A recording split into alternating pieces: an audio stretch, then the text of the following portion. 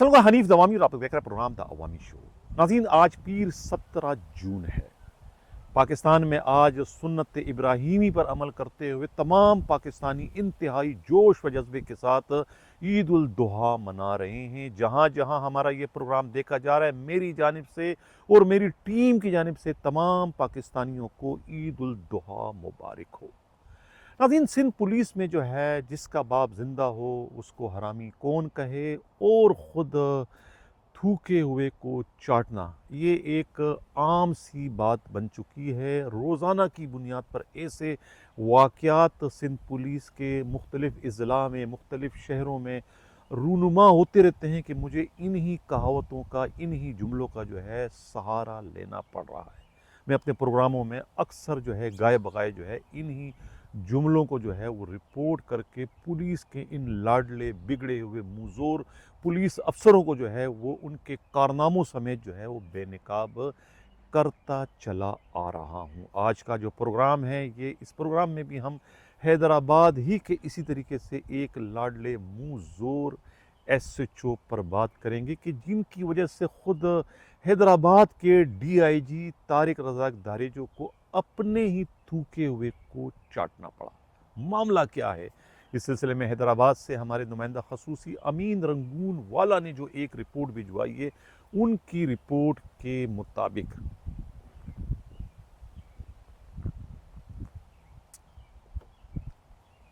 होस्टी थाना है, कमाऊपूत थाना है। इनकम उसकी कहते हैं कि हफ्ते की 20 से 40 लाख रुपया तो कोई बात ही नहीं है। इससे बढ़कर हो सकती है, कम नहीं हो सकती है।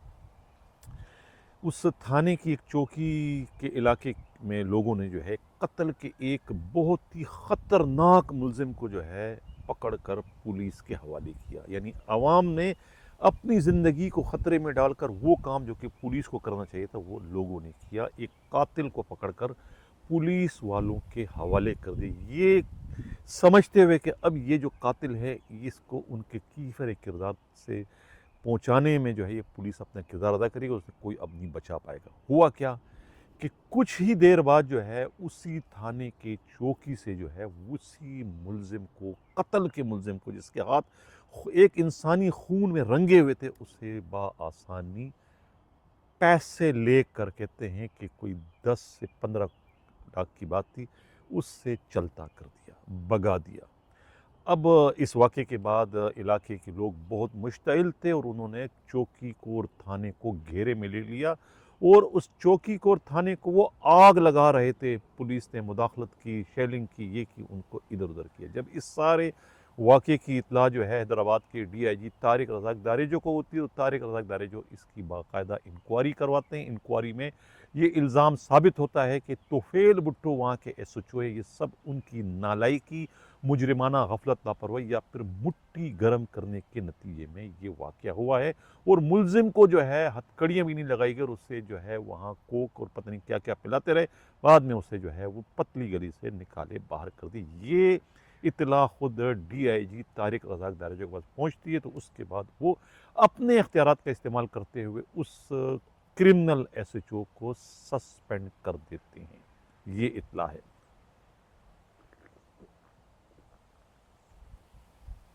उनके इल्म में होता है कि ये जो एसएचओ है ये खुद एसएसपी जो है फ़र्रुख लंजार जो है वो उनके बहुत लाडले हैं, इसलिए वो एसएसपी से नहीं कहते हैं कि आप सस्पेंड करो, खुद करते हैं ताकि एसएसपी के हाथ कट जाएं और वो इसको फिर आसानी बहाल ना करवा सके। ये तो उनकी सोच थी, उनकी अच्छी सोच थी डीआईजी की, लेकिन उन्हें क्या मालूम था कि उनका मातहत, उनका एसएसपी शेर पे सवा शेर बनकर खुद उन्हें उनके ही आर्डर को मनसूख करवाने की शक्ल में थूके हुए को चाटने पर मजबूर करेगा।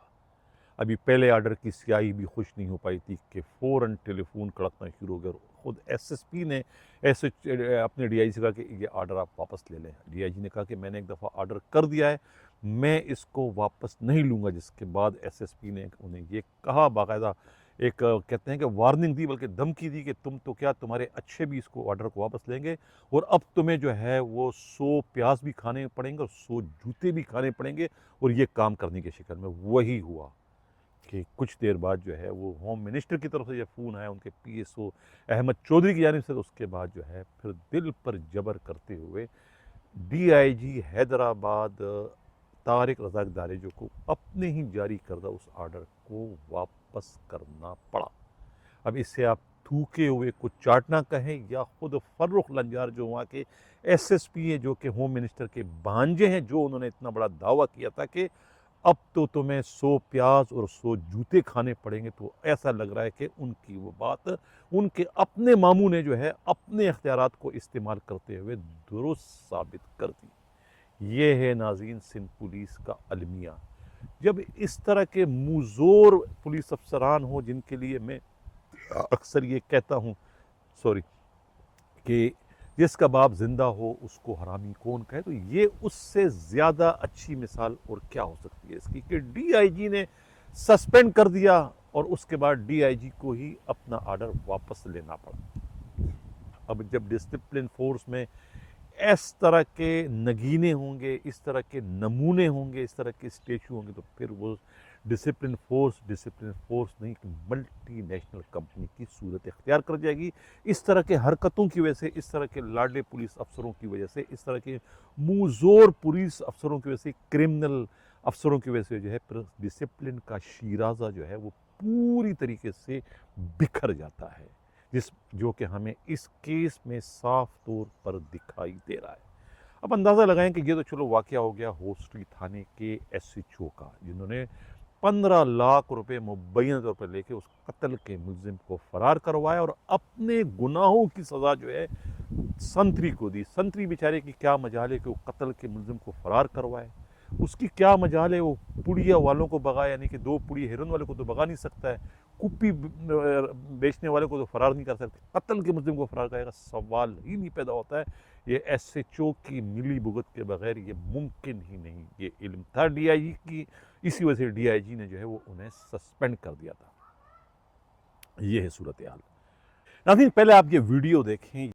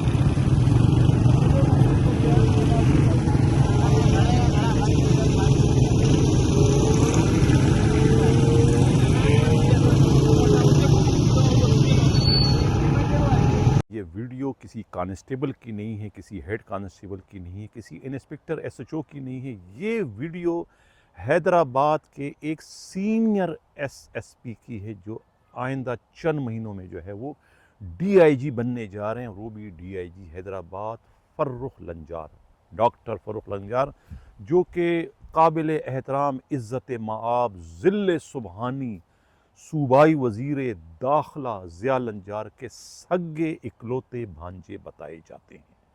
अब उनकी ये आप दानिशमंदी कहें, उनकी बहादुरी कहें, उनकी दिलेरी कहें, या फिर उन बौखलाहट का नतीजा कहें, जिसके नतीजे में जो है वो उन्हें मोटरसाइकिल पर जो है वो गश्त करना पड़ रहा है हैदराबाद का, क्योंकि हैदराबाद में जो है वो स्ट्रीट क्राइम की वारदातें जो है वो शूट कर चुकी है, ज़मीन से आसमान को छू रही है, और किसी का बाप भी जो है उनको कंट्रोल नहीं कर सकता।